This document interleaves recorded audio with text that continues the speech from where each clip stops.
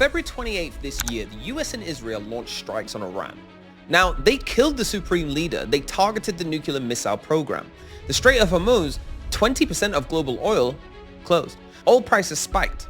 The world is already at war over nuclear weapons. And while that war was happening, a second nuclear armed state is running a separate operation. Not missiles, not troops.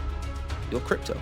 North Korea stole $577 million from the crypto ecosystem in April alone, and no one seems to be talking about it. 76% of every dollar stolen from every crypto protocol on Earth in 2026. Roughly 40% goes directly into their nuclear and ballistic missile program. The US is already fighting one nuclear war. Congress is about to vote on the Clarity Act, and the people arguing against it just got handed the most powerful argument they've ever had.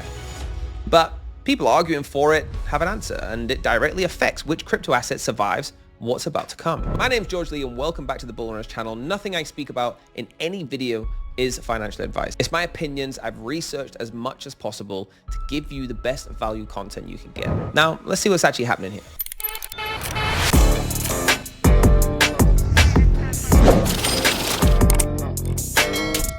Let's start with the numbers. It's probably the best place to go back to. $577 million stolen in April 2026 alone. In 2025, it was $2.02 billion. That actually broke their own record, because $6.75 billion since 2017. North Korea's share of global crypto hack losses, under 10% in 2020. 22% in 2022, 37% in 2023, and 39% in 2024. But in 2025, it started to grow, 64%. 76% so far already in 2026. Every year the number goes up. Every year the attacks get bigger, and the UN estimated roughly 40% of North Korea's entire weapons program is funded by cybercrime. US officials put it at close to half their foreign currency earnings. This is not a side hustle. This is their economy. North Korea has no oil. They have no gas, no real trading partners. Crypto theft isn't a workaround. It's a real replacement for everything sanctions took away from them. And last week it got worse. The Russian defense minister flew to Pyongyang. Military cooperation agreed through 2031. Russia is sending financial aid, weapons, technology, food, energy. North Korea has already sent thousands of troops to Russia's war in Ukraine. 2,000 of them actually got killed fighting for Russia.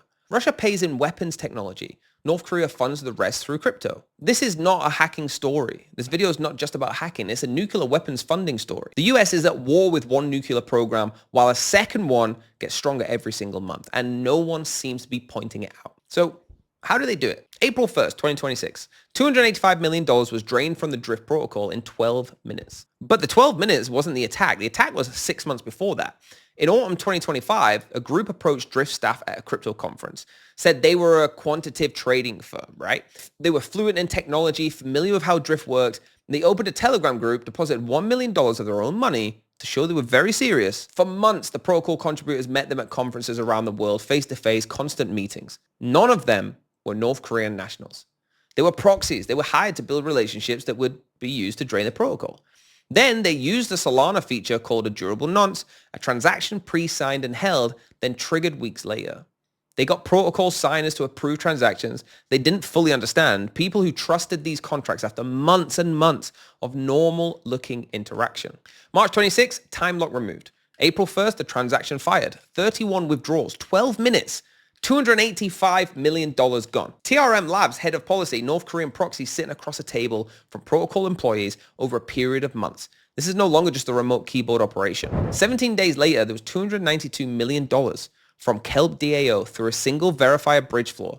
Different attack, same actor, same destination. So $577 million in 1 month into a weapons program. And you're probably hearing it for the first time from me. After the Kelp DAO hack, the attackers tried to route the stolen funds through Thorchain, the decentralized cross-chain protocol that converts assets with no operator able to freeze or reverse transactions. On Arbitrum, more than $75 million was frozen before it got there. That was possible because Arbitrum has a security council. Human governance can step in. The thing is, if you have the power to solve this problem, you're responsible for solving it. You know, all it takes for evil to triumph is for good men to do nothing. Given that, from my perspective, given that it's almost certainly North Korea and it's $70 million and there's existential risk to DeFi, and we've been watching North Korea just attack crypto over and over again. It's so nice to get a good fight back and actually get a win. $75 million frozen, one win. The rest went through. Hundreds of millions converted clean. Thorchain can't freeze transactions. That's not a failure. That's design. No central operator, no kill switch, no one who could be called to reverse a transfer. That's what makes it resistant to state control. The same feature North Korea is using to launder nuclear weapons money. This is not just my opinion. This is me giving you the facts of what has happened. There is no easy answer to that. It's the sharpest question in the crypto right now. The Congress has to answer it while already at war with one nuclear program and waiting a second steal $577 million in 30 days. With one nuclear program and watching a second steal $577 million in 30 days. Here's the situation your portfolio is sitting in right now. The US is at war with Iran. North Korea is funding nuclear weapons. Russia is arming them. Congress is on the doorstep of the most important vote in crypto history.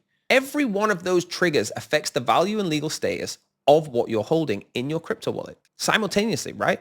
If you don't have a structure, a real plan for when the Clarity Act passes, maybe even tomorrow, when the reserve announcement drops, when the regulatory environment shifts, you're going to be making emotional decisions while the price is already running. That gap is what we close, one-on-one, around your actual portfolio, not a course, not a Discord, a senior coach whose job is to make sure that you're already in a position before the moment arrives. There's only a small number of spots, guys, all right? So if you hit the link down below and it's full, please check back within 24 to 48 hours. We keep it super small because we want to keep the value super high. The link is in the description. Click it at any point during this video. Here's the argument about the Clarity Act, and we're going to get an update very soon about it. But the opponents just got handed an amazing argument. North Korea stole $577 million through decentralized protocols. Thorchain laundered hundreds of millions. No one could stop it, and you want to give this ecosystem institutional green lights. It's a hard argument, and it's already been made in the Senate Banking Committee, not just citing China, but citing nuclear weapons. Here's the counter argument. The protocols that got exploited, Drift, Kelp, DAO, they weren't regulated. There's no KYC, no compliance infrastructure, no legal requirement to freeze suspicious transactions. XRP has compliance tools built into the ledger. Account freezing, sanctions address blocking, KYC compatible infrastructure. Ripple has been building banking partnerships under exactly that framework the Clarity Act would formalize. The SEC case was about whether XRP could exist within regulated financial markets. The court ruled it could. The North Korea problem isn't an argument against crypto, it's an argument for regulated crypto. The exact kind the Clarity Act defines. Over for sensible regulation and smart legislation. So now is the time. We have a House, a Senate, and certainly a White House working together to try to get sensible market structure legislation. So now's definitely the time. It's so simple in its basic format. What is a security? What is a commodity?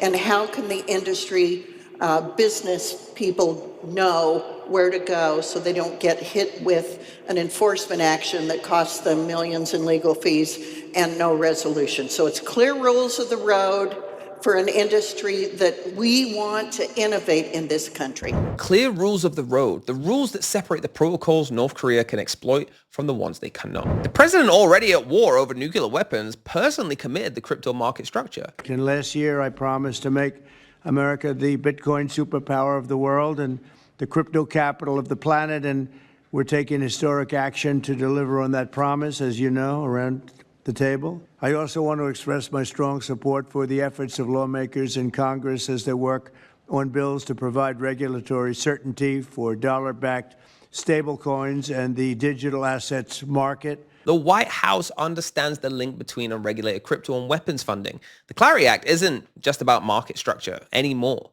What does it mean for your money right now? 3 threads, 1 conclusion. The US is at war with Iran, I've said it many times, over nuclear weapons. North Korea is funding second nuclear weapon program with crypto. Russia is paying them in weapons technology. Congress is just about to vote. Yes, we've been over this. That means there's 2 kinds of crypto assets. The ones that can answer for the Thorchain question and the ones that cannot. The protocols North Korea exploit are unregulated with no compliance infrastructure, no ability to free sanctions. The model is under political threat. The assets that survive are built on compliance, KYC compatible. They're able to be sanctioned wallets. It's built for institutional banking. That is explaining the XRP architecture. That's why the SEC case mattered. It's why there were so many videos about it. It's why the Clarity Act actually matters for XRP, probably more than most cryptos. North Korea doing this hacking and funding nuclear weapons through DeFi separates the assets regulators protect from the ones they shut down. North Korea is not going to stop. $6.75 billion since 2017. The attacks get more sophisticated every year, and the next one has already been planned. When Congress draws the line, what side are you going to be on? While all of this plays out, the old payment rails are still running on your checkout page, guys, right? Taking their cut, holding your funds 3 to 5 days. All of this going on in the background doesn't stop all the decline in transactions that should go through. Now, on this channel, we decided to partner with a global financial group, a huge organization all around the world that's built an alternative for us to win. 74 countries, cards, ACH, and crypto all in one place. Smart routing so your revenue stops bleeding out. If you check the comments, you're going to see a link. It's going to give you a 60-second diagnosis. That's it. 60 seconds to check where you're bleeding from. Guys, hit that link. Check it out. Now, with the entire US and multiple countries getting involved with this war over nuclear weapons, North Korea is just doing what they've been doing, funding a second nuclear program with $577 million stolen from crypto in a single month. Russia's paying them with weapons technology. Congress is about to make a decision on the Clarity Act, so everything could change. It's going to determine which assets survive. North Korea did not kill crypto. Let's make it clear. They made the case for compliant crypto impossible to ignore. Is that the worst thing? Tell me in the comments, does North Korea's crypto operation change how you think about what assets you hold? Do you think the Clarity Act just got more likely because of this? Drop a fire emoji, guys, and as always, see you at the top. Stay bullish.